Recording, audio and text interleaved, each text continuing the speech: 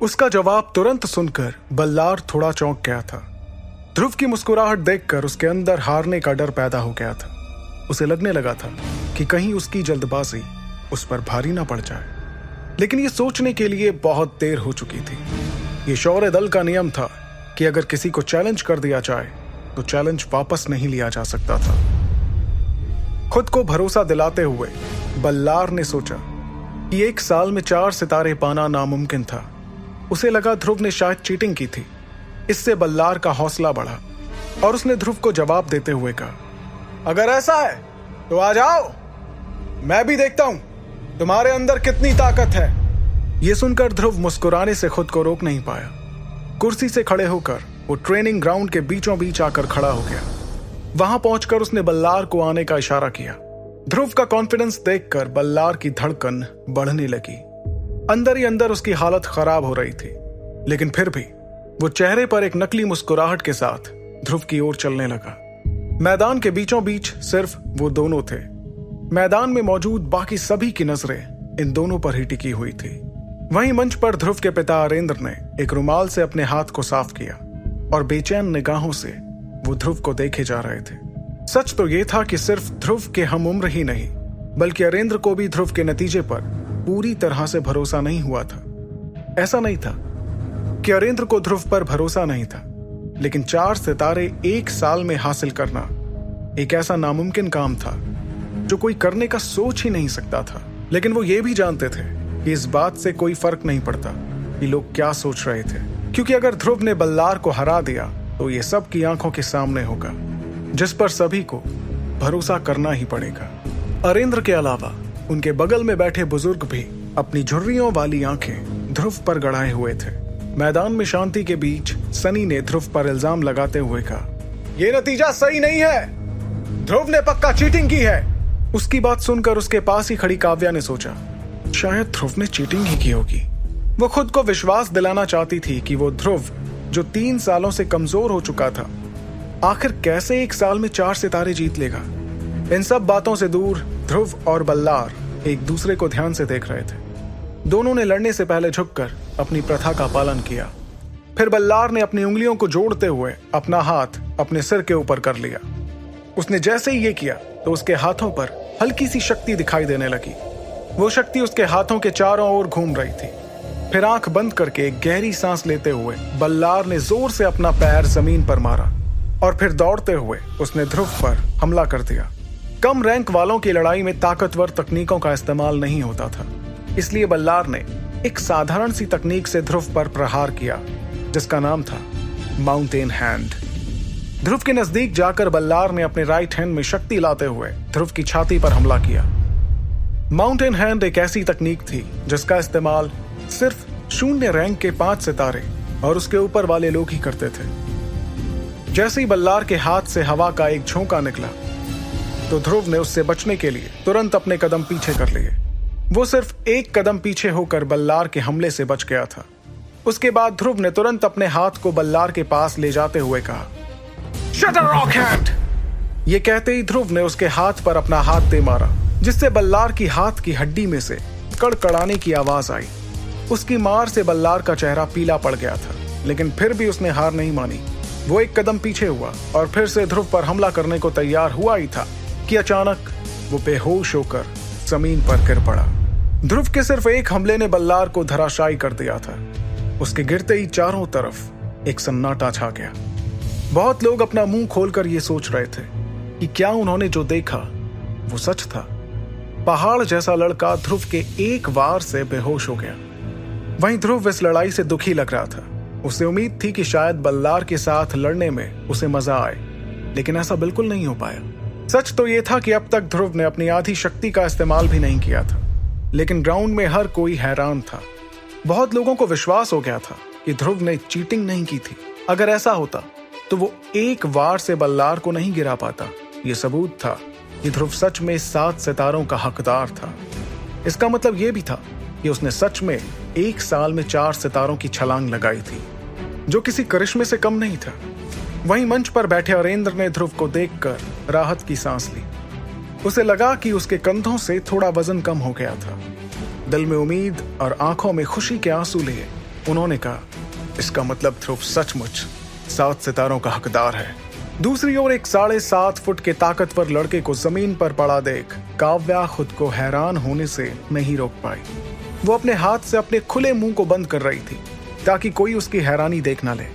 वहीं ध्रुव सबको देखते हुए मुस्कुरा रहा था। उसकी आंखों में जीत की चमक के साथ साथ लोगों को गलत साबित करने का भरोसा भी था। फिर बुजुर्गों को देखकर अरेंद्र अपनी हंसी नहीं रोक पाए और जोर से हंस पड़े। उनकी हंसी सुनकर बुजुर्गों ने एक दूसरे को देखा और फिर एक निराशा की आह भरी, लेकिन इसके अलावा वो कुछ नहीं कर पाए। ध्रुव के मुकाबले के बाद वो ये मान गए थे कि अरेंद्र सही थे और वो लोग गलत। ध्रुव को साल भर में 4 सितारे मिलना सबको हैरान कर चुका था। वो बुजुर्ग जानते थे इतनी बड़ी छलांग तो वो भी कभी नहीं लगा पाए थे। तभी अरेंद्र ने ताली बजाना शुरू किया और गर्व के साथ सिर ऊंचा करते हुए कहा, बल्लार की हार हुई। मुझे उम्मीद है तुम ट्रेनिंग करते रहोगे।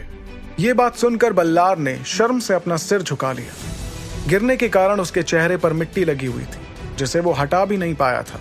पिछले 3 सालों में उसने ना जाने कितनी बार ध्रुव की बेइज्जती की थी, लेकिन ध्रुव ने आज एक झटके में सारी बेइज्जतियों का बदला ले लिया था।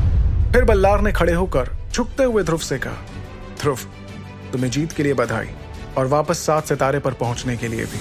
ये सुनकर ध्रुव ने अपना सिर हिलाया और मुस्कुराते हुए अपने आसपास नजर घुमाई। उसने देखा कि लोग अब उससे नजरें चुरा रहे थे, लेकिन तभी ध्रुव की नजर काव्या पर पड़ी जो उसे ही देख रही थी। गर्व से मुस्कुराते हुए ध्रुव ने सबसे पूछा, और कोई है जो मुझे चैलेंज करना चाहता है?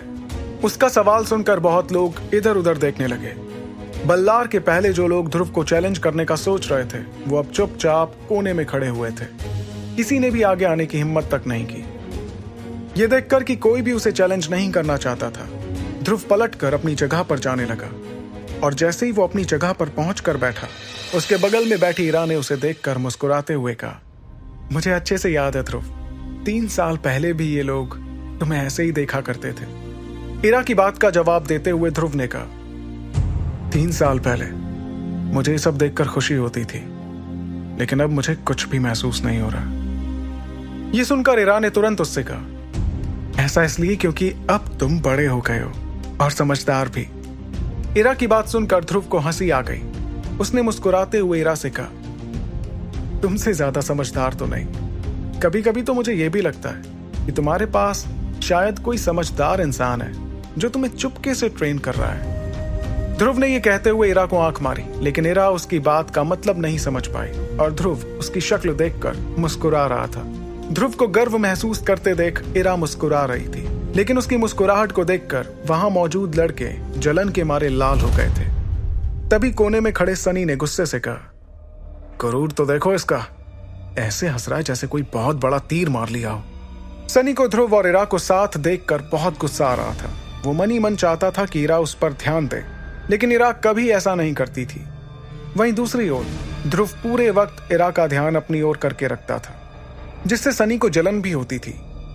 ध्रुव और उसके बीच का फर्क समझते हुए सनी ने गुस्से से अपने दांत पीसते हुए कहा, फिलहाल के लिए खुश हो जा ध्रुव, क्योंकि यूथ सेरेमनी में मैं तुझे इरा के सामने रुला कर रहूंगा।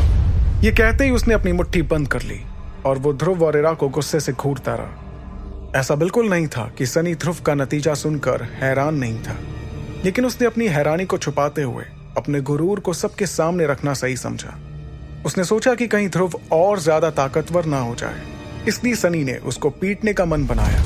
बुरी तरह से पिटने के बाद शायद ध्रुव दर्द के कारण अपनी ट्रेनिंग रोक दे। ऐसी ही बेकार बातें सोचते हुए सनी के चेहरे पर एक मुस्कुराहट आ गई। वो जानता था कि ध्रुव के पास 7 सितारे थे, लेकिन उसके पास 8 सितारे थे। 1 सितारे के फर्क से ध्रुव ने बल्लार को एक बार में ही हरा दिया था। सनी भी ध्रुव के साथ ऐसा ही कुछ करने का सोच रहा था।